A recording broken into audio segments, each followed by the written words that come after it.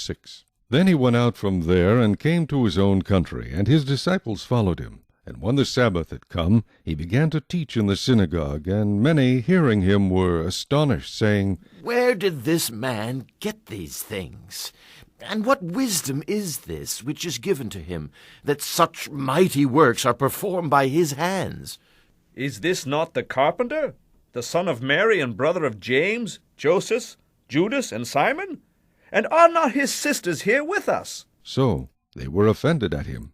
But Jesus said to them, A prophet is not without honor except in his own country, among his own relatives, and in his own house. Now he could do no mighty work there, except that he laid his hands on a few sick people and healed them.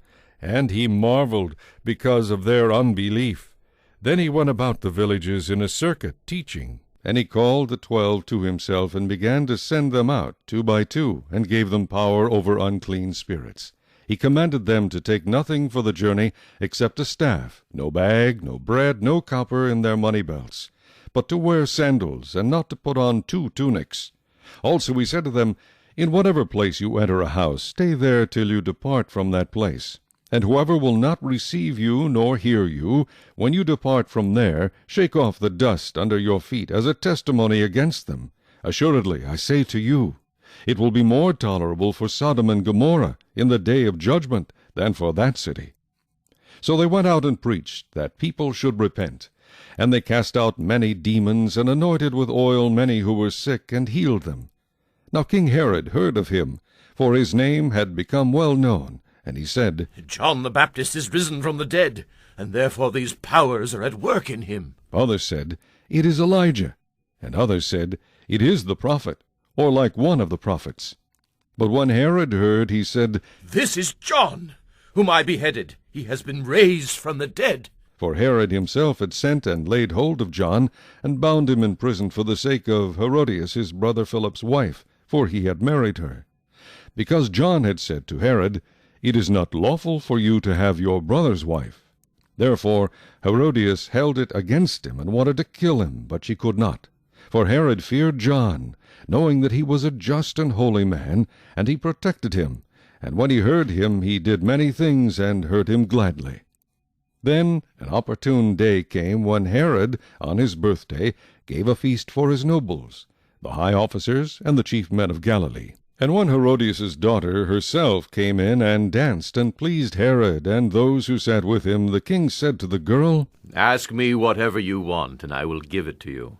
He also swore to her, Whatever you ask me, I will give you, up to half my kingdom. So she went out and said to her mother. What shall I ask? And she said, The head of John the Baptist. Immediately she came in with haste to the king and asked, saying, I want you to give me at once the head of John the Baptist on a platter. And the king was exceedingly sorry.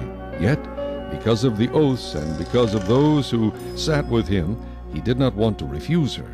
Immediately the king sent an executioner and commanded his head to be brought.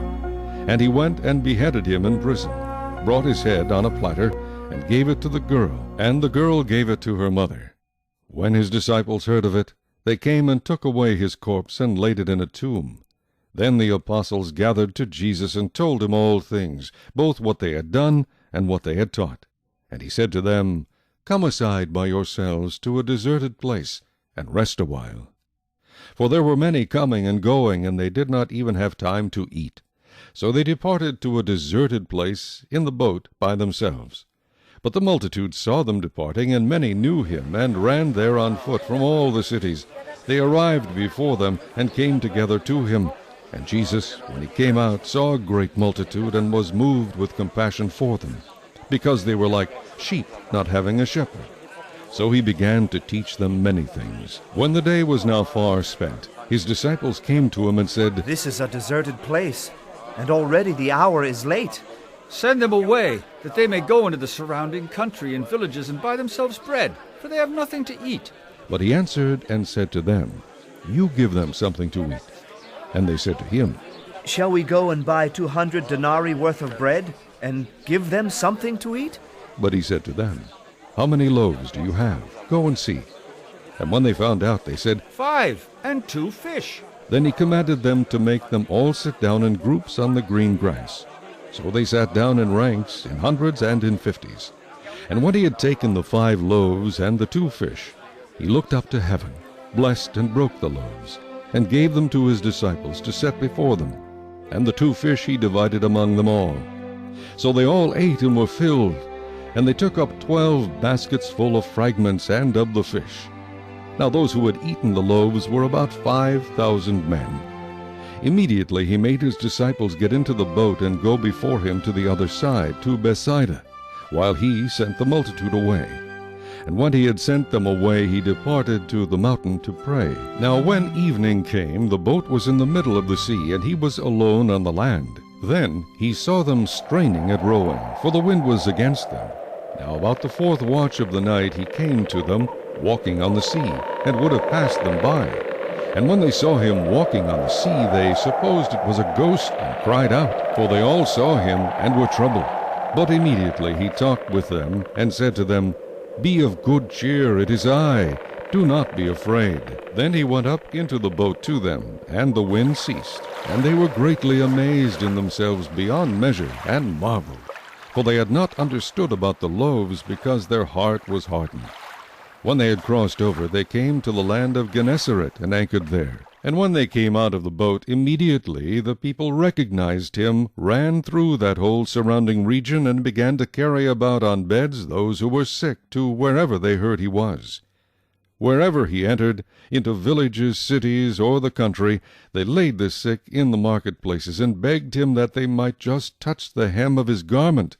And as many as touched him were made well. Chapter